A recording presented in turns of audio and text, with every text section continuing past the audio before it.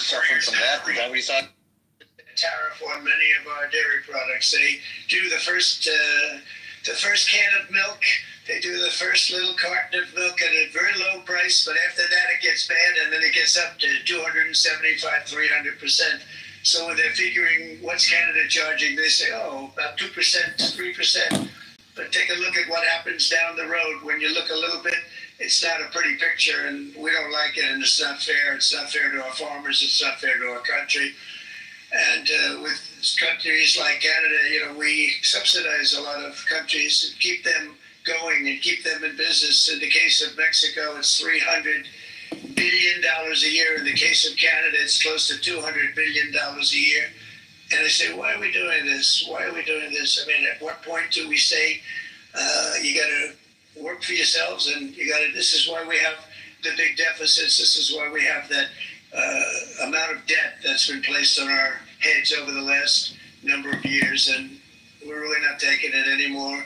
Through non-tariff barriers, the European Union bans imports of most American poultry. You understand? They say, we want to send you our cars, we want to send you everything, but we're not going to take anything that you have. Australia bans, and they're wonderful people and wonderful everything, but they banned American beef, yet we imported $3 billion of Australian beef from them just last year alone. They won't take any of our beef. They don't want it because they don't want it to affect their farmers. And you know what? I don't blame them, but we're doing the same thing right now, starting at midnight tonight, I would say.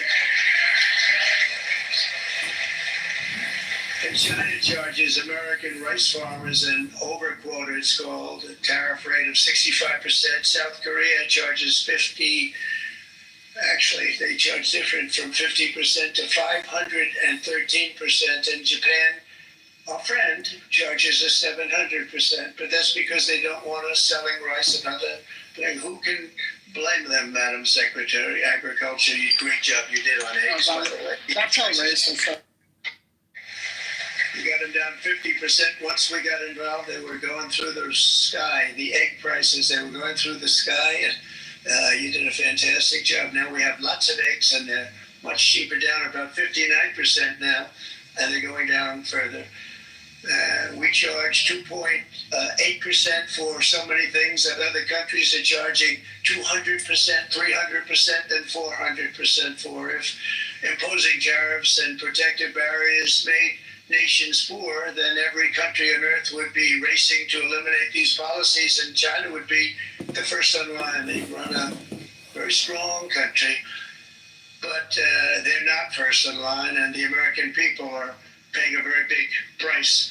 From 1789 to 1913, we were a tariff-backed nation, and the United States was proportionately the wealthiest it has ever been. So wealthy, in fact, that in the 1880s, they established a commission to decide what they were going to do with the vast sums of money they were collecting. We were collecting so much money so fast, we didn't know what to do with it. Isn't that a nice problem to have? What do you think, Marco? Good problem?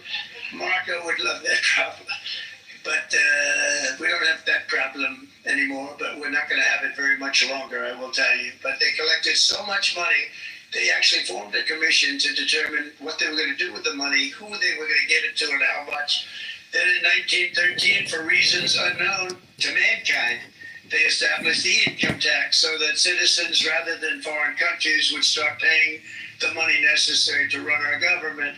Then in 1929, it all came to a very abrupt end with the Great Depression, and it would have never happened if they had stayed with the tariff policy. It would have been a much different story. They tried to bring back tariffs to save our country, but it was gone. It was gone. It was too late. Nothing could have been done. It took years and years to get out of that depression, far longer than even FDR had that office right over there for a long period of time.